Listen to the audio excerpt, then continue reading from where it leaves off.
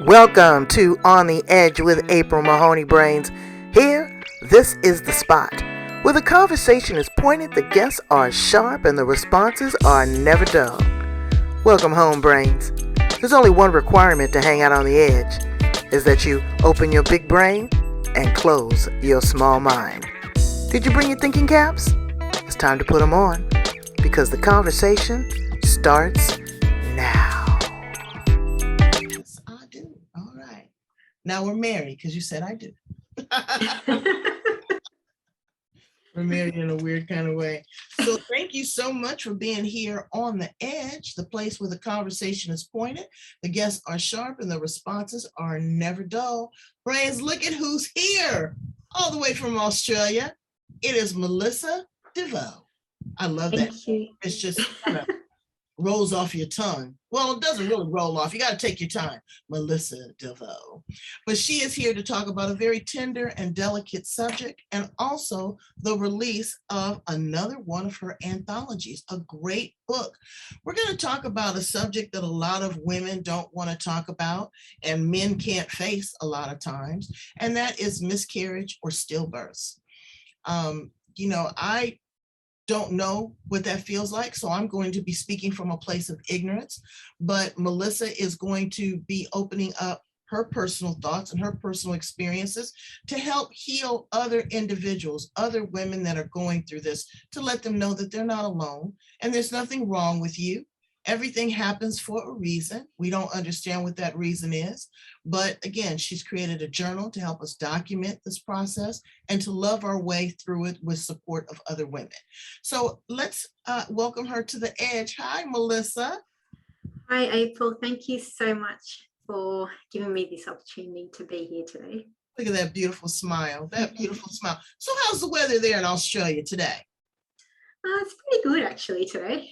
Yeah? Not too bad. Yeah. Now, what part of Australia are you in? So I'm in a suburb called Campbelltown in Sydney. Oh, okay. So Sydney, is a lot like San Diego. Oh, is it? No, it is. Yeah, I mean, the weather, the metropolitan city is happening. I get it. Yeah, I've been to Sydney. I went a trip with Ellen DeGeneres. And so I came to Sydney and it was a lot of fun. Girl, I love that Patty Market. Oh, yeah. Well, I think they've just reopened. So, because we've been locked down for a little while. They have, if you go, let me know. I got a laundry list of stuff I could use. They just have the greatest stuff. But it's odd because everything is manufactured in China and shipped to Australia. I mean, China makes everything. That's right. What you do is you make love and you make messages. Tell me a little bit about your journals. We're going to start there and then we'll work our way backwards. So tell me a little bit about your journals and how you got involved in writing all these great anthologies. So it started with my actual memoir. So I just, when I had my stillborn baby, I wanted to grieve. So I decided that I would just document everything. And it was my way of healing. So after my children were born, so I've got two boys, after they were born, I decided that I would write a memoir with actually the encouragement of my husband. He actually prompted me to write it. So I wrote this memoir, and once it was published, I thought that maybe it would help other people. And then, maybe a year or so later, I kind of decided that maybe other people would benefit from writing their own stories about pregnancy. So the first one isn't just about pregnancy loss, but it's about pregnancy struggles. So things like people who have gone through IVF, premature births, also obviously miscarriage and stillbirth as well. And then the anthology part of it was actually only decided, my Letters of Love anthologies, was only really decided last year. And because I just wanted to bring some positivity in the world because of the, COVID lockdowns and people that are going through some, difficult times during the year. And so that's sort of what brought the anthologies, the Letters of Love collaborations. And I just think that, sharing the love with, their families and friends and themselves, like people, have written about themselves, just bring some hope and positivity in the world. So let's dial back a little bit. Let's talk about, you growing up, getting married, saying, wow, I want to have a kid. Did you have challenges originally trying to get pregnant? So I was married at 24. We decided to try to have children at when I was about 27. And that was the first time I experienced my first pregnancy loss. We didn't have any problems, trying to get pregnant. But yeah, I experienced my first pregnancy loss in 2007. The second pregnancy was when I had my stillborn baby, and that was in 2008. Did you? I'm sorry to interject, but I just kind of want to ask a question.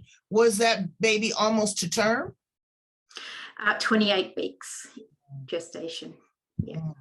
So yeah, past halfway, and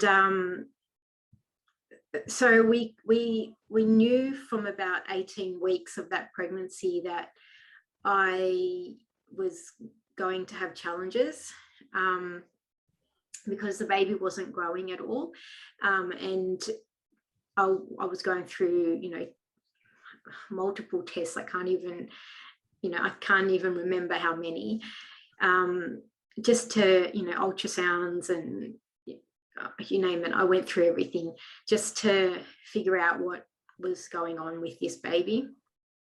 And a week before she passed away, I was told by the doctor that she wouldn't survive. We asked to get her out early. I asked for a cesarean, but the doctor just said she won't survive even if she's out. And she passed away a week later, 28 weeks. And yeah, it was just really, it was so emotional. Well, you know what? I can still see it. I'm there with you. I can still feel the emotion because, you're carrying life. You got a responsibility, and then you had already had one miscarriage. That's right. And I'm going to ask you some tender questions. If they're too emotional, you don't have to answer them. Yeah, but no, it's fine. My brains are going to want to know. And then after you had your stillborn daughter, then you had another miscarriage, the third child. In your mind, are you wrestling with your belief system and saying, what is wrong with me as a woman? Why can't I do with, what I perceive every other woman on the planet is able to do, is give birth? Did you question yourself? Yes. Yeah, I did. I even asked the doctor, why is it happening to me? And the doctor said, just these things just happen for no reason at all. And 1 in 4 women miscarry. 1 in 4 women miscarry. That's right. And, did this cause a rift with you and your husband? Because I don't know me. When I get super emotional, I get angry. I do, and I'm like, don't touch me, don't, what, because you don't know how to manage these emotions and you don't feel there's anybody that you can talk to that understands. Yeah. Well, I mean, he was grieving too, but obviously because he wasn't going through the same exact thing I was going through, it was hard for him to really, I guess, understand. Yeah, because they don't have a uterus, girl, please. Yeah. Well, they will never understand. No. No, and they can feel. That's not taken away from their feeling. That's not taking away from their wanting and their longing and their support, but they will never truly understand what that feels like. To feel that little fluttering, to know that you are, that there's breath, that there's life, that there's someone that's feeding off of you. I've got to be extra careful. And then when you come into the world, I'm going to have to take care of you. It's a whole thing. So when you had your fourth pregnancy, was that a normal pregnancy with regards, or did you have assistance with IVF? Yeah, no, that was a normal pregnancy too.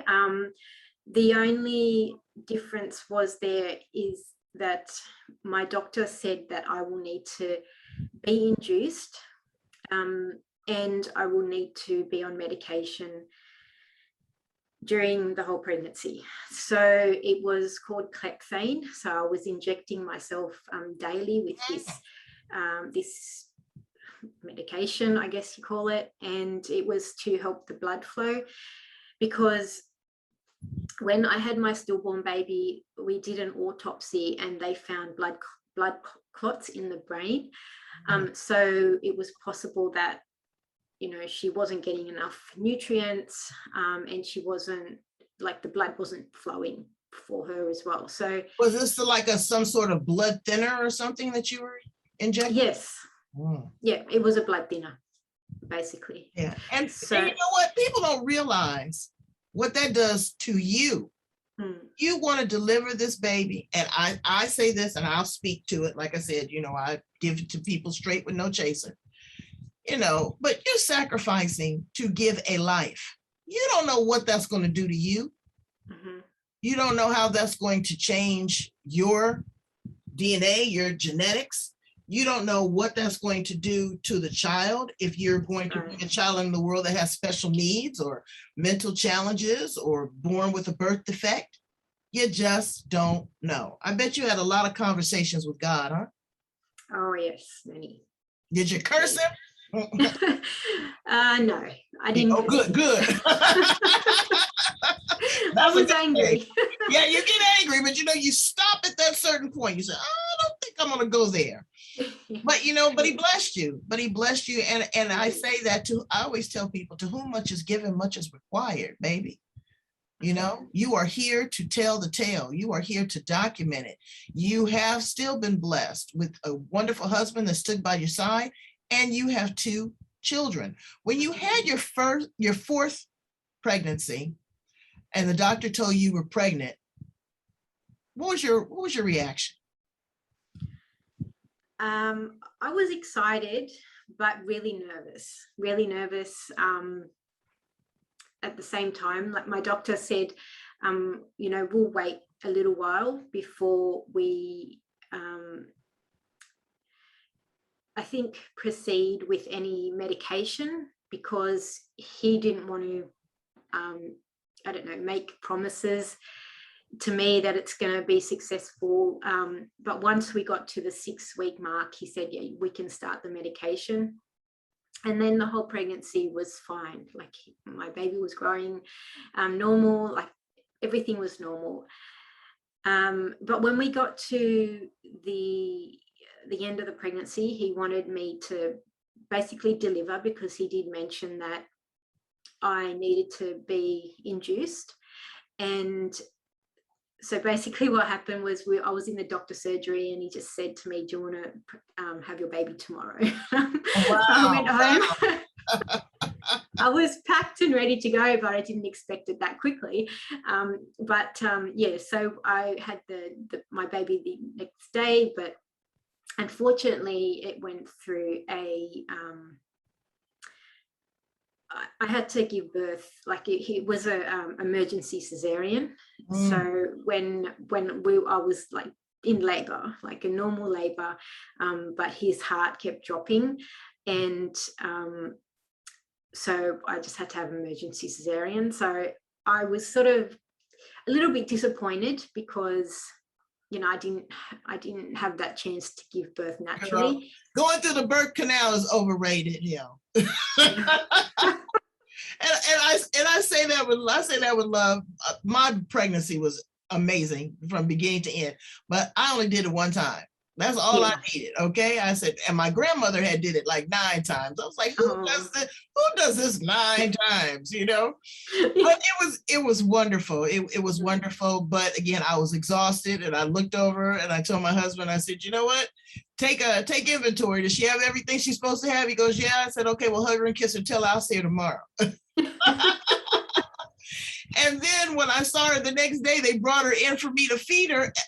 You know, being young, I was what, 20, 24, 25. I was like, oh, you guys don't do that? They go, you need to nurse your baby. I was like, oh, they said, ma'am, this is a hospital. It's not a hotel.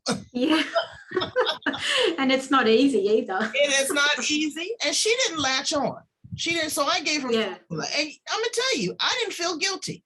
I knew that I was going to take care of her. I was going to love her. I was going to nurture her. So, you know, people put all of these, they put their spin on it. We call it extra. They have their own comments. Oh, you know, Melissa, oh, we feel so sorry for you and you may never be able to, and yada, yada. And this is what happened to me. And this is my experience, you know, and it's hard not to envelop that. Mm-hmm. It's hard not to hear it. It's hard not to let it resonate in your heart. But also, I commend you for even attempting intimacy again, because so many women shut down and say, I want no part of that thing.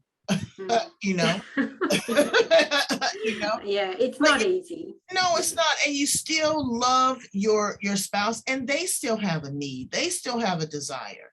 So it's hard on a marriage in so many different ways, but you were able to do that. Then you turned around and got pregnant a 5th time.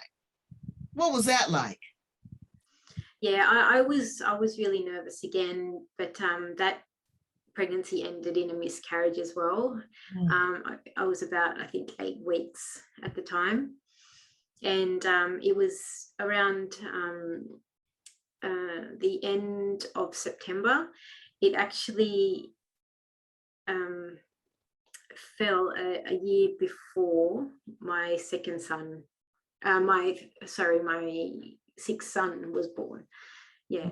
So yeah, that pregnancy, I mean, I don't think it was as hard as the other ones because I already had my first son, and you know, I had to look after my son. Like, it wasn't something that I could really grieve over, and I didn't have the time, honestly. It was, I mean, it was difficult, but I didn't want to grieve. Well, you didn't want, okay, well, you know, and this is just me again talking. You can't help but grieve. It's a part, you didn't grieve in the same way. And grief, right. There's no cookie cutter for grief. There's no process. You don't go through one through this, you know, because I still see it in your eyes. I still see that you're grieving for them. I still hear it in your voice. You know, this is a part of you. Yeah. And it will always be part of you. So you got pregnant a 7th time. 6. Yeah. You got 6. Okay. So the 6th one was you have 2 boys now, right? 2 boys. Yeah. Okay. And so the 6th one, was that a regular, you know, normal birth through the birth canal, or did you have to do cesarean? No, I had to do a cesarean. So he was born actually the year, exactly to the day, a year after my 5th pregnancy, so the one that I lost. So that was kind of a blessing. But again, I had to do the clexane, so inject myself daily.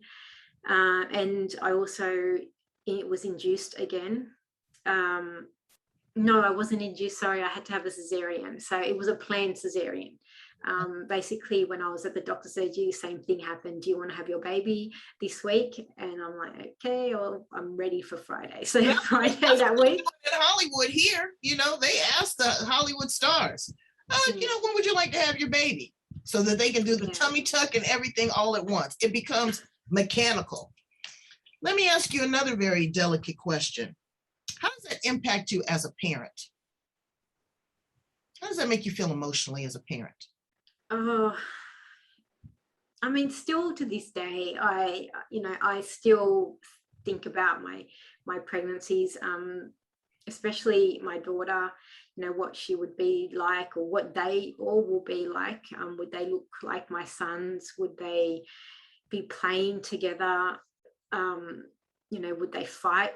Would they love each other? All those different things. But I mean, you know, they're just thoughts. I can't go back. I can't change the way. I mean, like parenting style, you know, are you the helicopter mom? Are you overly protective over your children because of what you've experienced, the trauma that you have been through? Are you more of a free spirit and saying that, you know, these are some of the challenges and I have to deal with the deck, you know, of cards that I was dealt with? Do you feel that it is a challenge or fear? I mean, are you still of childbearing? You're still of childbearing years. You're still very young. Would you go for this rodeo one more time? No, I'm 41. No, there's no way I would go through it again. Well, Janet Jackson had a baby at 50, girl. They, you know, science and research, they doing a whole lot of stuff. Yeah. No, I wouldn't do it again. But to go back to your question, I think I'm a bit of both, to be honest. I'm not overbearing. How can I say it? I do have that fear that something that could happen to my children. But I'm at the same time, I try to explain to them, you know, there is dangers in life.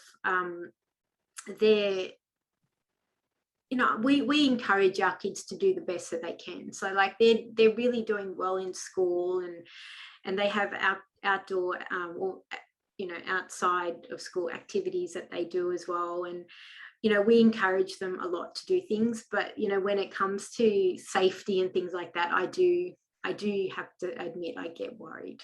Well, of course, because life is a worry, and it doesn't have to happen to our kids. It could happen to us.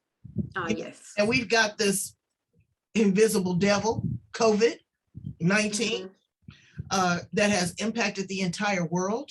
Yes. During all of this time, you've written a book, you've a mother, you've reflected, you've mentored other women. What has this time in isolation taught you about you, Melissa?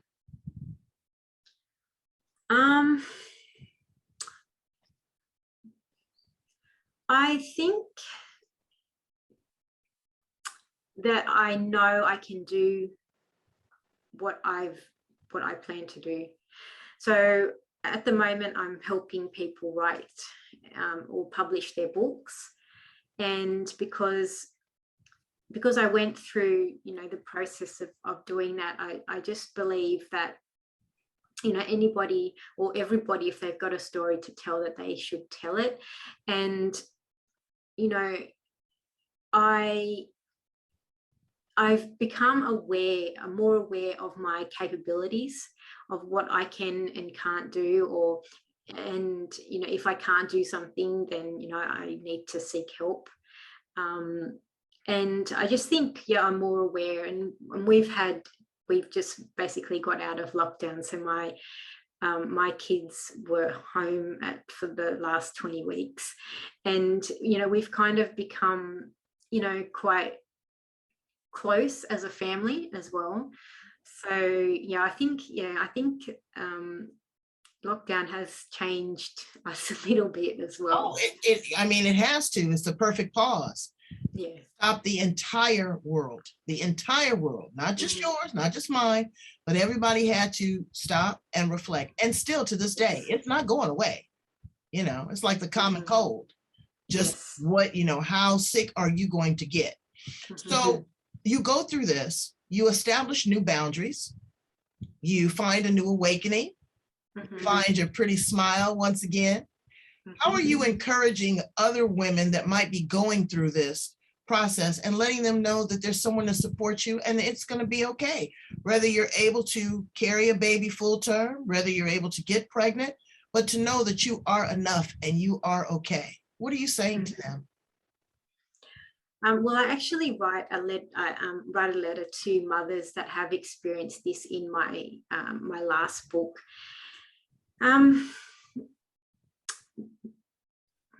Basically, that mothers that are trying to have babies and can't, but just to know that they are like strong, they are brave, and even if they can't have a baby, just know that they are who they are, and to be grateful to I don't know, it's hard. It's really hard, but I try to be really comforting to people, and and I write in my letter that they are strong. They can do a lot of things to heal as well, to help them heal, like meditation and trying to find their way, trying to help themselves in different types of healing. So do you have the letter? Do you have the letter there in one of your books? Yes, I do. Will you share some of it with us? Okay.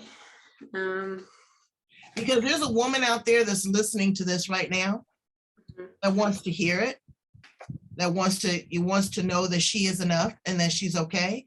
And because you are not able to give birth, that doesn't define you or outline you as a human being.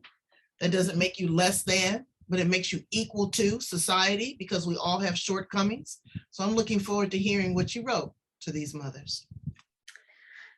Okay, I'll just read like a couple of paragraphs.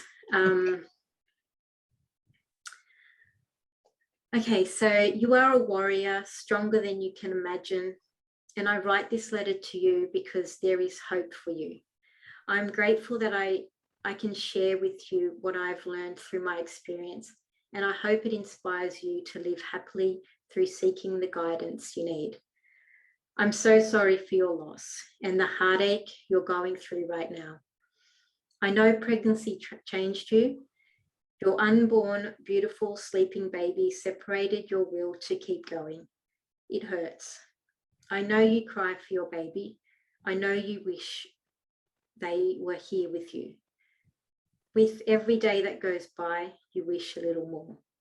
I know, Mama, because I've lived it too. That's so beautiful. See, there's hope. I had another one of my guests that had 9 miscarriages. Oh, wow. I know, 9. And girl, let me tell you, she had one whopper of a husband, because she came home after miscarriage number 5 only to find out that he hadn't worked on his job for the last 30 days.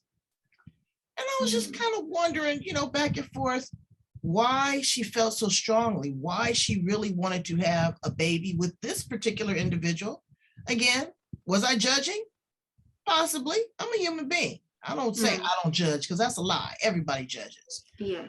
And I'm questioning her. And she said, well, I didn't believe in abortion.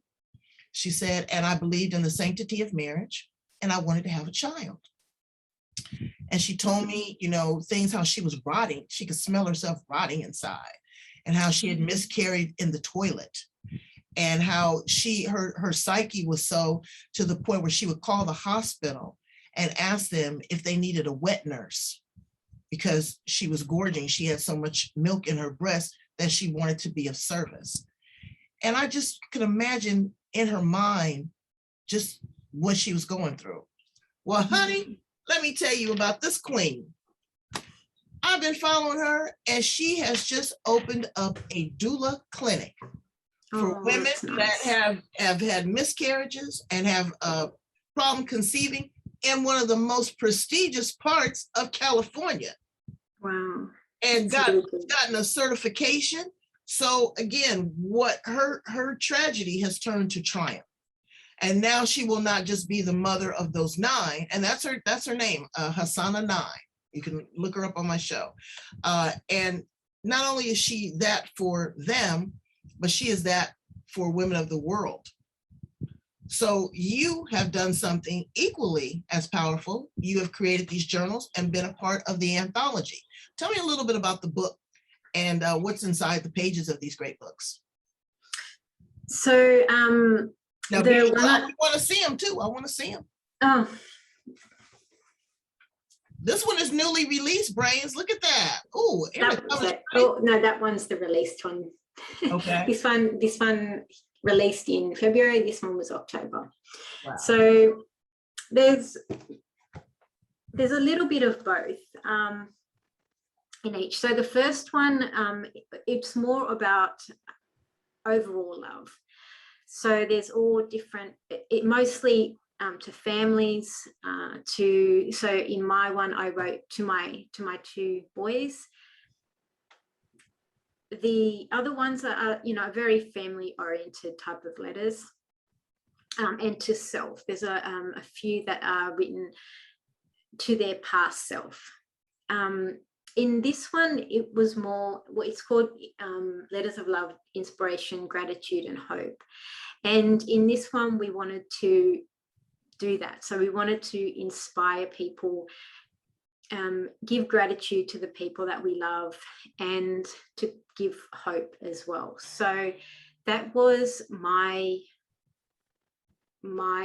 letter, that's what I wanted to do. I wanted to give gratitude to my child, because my stillborn daughter, because I wrote to her as well. And with the mothers, I wanted to inspire them. I wanted to give them hope, that there is hope for them, even if they aren't able to have a child. There still is hope, and there's hope, and there's love. You are still loved. Mm-hmm. Look at Oprah Winfrey. She never had kids. She had a child. I don't know if she lost her child or gave for adoption. Don't quote me on either one of those, Brains. I'm not sure. But I know that she has opened up the school in Africa, and she is a mother to many. She's got a gazillion godchildren. So just because it did not come through the birth canal or cesarean section, there are women that are going through in vitro, and they say that in vitro is intense too. Mm-hmm. There are surrogates, which have been a blessing to many, that carry my girlfriend. She's going to be on the show, actually. She works for a company that finds surrogates for parents. There's a lot of couples that really want to do that. But on the flip side, there are people that have had children and not been able to be a parent. Yes. It's a lot of work. It is an ongoing process. They don't go away at 18, Brains. Mine just moved out at 34. She had to come back for COVID. They never go away, but you don't want them to go away. No. The relationship that you build with them, it's the honesty that you speak to them. It's the integrity that you pour into them. It's the love, it's the nurturing. So, when your two boys find the woman of their dreams, they will have a certain compassion. They will understand and see what their mother went through. They will love them through the circumstance. You've got an amazing husband. Tell him I sent him high five. Really, because he worked with you. There's a lot of times when a woman goes through something, a man goes, look, okay, I have had enough, and my emotions can't take it. I need to do something else. They walk away. They walk away. They don't know how to handle it. They don't know, because they don't have English. It's so true. It is. It has a lot to do with it, Yeah, no, you're exactly right. Exactly right. You are an amazing, amazing woman. Hold those books up for my Brains one more time, so that they can get a look at that and see what is going on. Now, both of those have a complimentary journal that go along with them? Yes. Okay. So I've done, this one is, well, they're both recent, actually. I did them pretty much at the same time. So there's My Love Journal and Journal of Love. And so are these blank pages inside these journals, or are there to spark a conversation, or is it like a workbook? Tell me a little bit about how it flows. Yeah, so in each page, it's fairly basic, but they've just got a quote of love on each page, on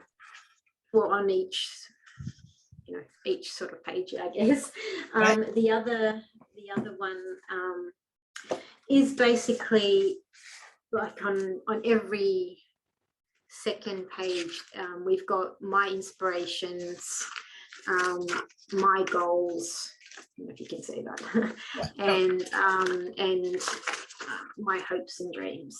So they're different, but very similar as well. Well, I love a journal. You know, I haven't been journaling as much as I should. I'm telling you, I probably get a hand cramp because I got a lot of stuff to write. But writing and is very cathartic. Mm-hmm. It's very important, you know, because you can look back and you can reflect on, I was at this point, but look at where I am today.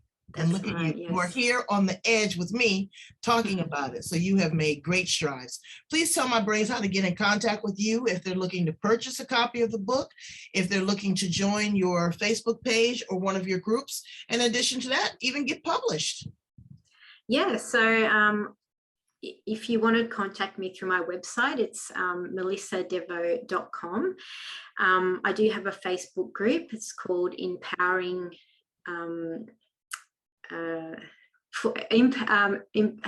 self-publishing for empowering authors. And yeah, I can help you publish your own book if you want to. Just send me a Facebook message. I'm on Facebook as well, Melissa Desveaux Facebook. I think it's Facebook/melissa.desveaux, something like that. We got you, honey. We gonna have it all plastered all over. They won't be able to miss you. They won't be able to miss you. Yeah, well, yeah, they're probably the easiest ways to contact me anyway. So. Okay. Well, you know what? You have contacted me in my heart. And I thank you. I thank you because it took a lot, not only for what you went through, but to be able to share that and to care enough to pay it forward, to help others, to carry them across that bridge safely across. So I honor you, and you are my shero, you know, and your daughter is your angel. You know, she's never far from you. Yeah. She's not just right there nudging you. She's hovering above you. Okay. That's right. And your other children. I get signs all the time. That's right. And those other boys, and they're probably fighting. They can't see each other today. Yeah, I know, exactly. So thank you again for being here on the edge. Brains, we talk about very sensitive, tender subjects because we want you to connect on an emotional level. We want you to gain some relationship capital. We want you to be involved. We want you to know that you're not alone, that we care about you. And so that's why I do what I do. And that's why Melissa does what she does. And I thank you again. Brains, thank you so much. You know, go and check it out. We got some fun stuff too. Now, everything's not all serious. We got comedians and jazz artists and chefs, all kind of crazy stuff. You know how I roll. All right. So thank you so much again for popping in. Go and subscribe to Other Edgy Conversations. I'm on LinkedIn, Twitter, Instagram, Facebook. I could sing it for you. You know where to find me. Bye, Melissa. Bye, April. Thank you so much. All right.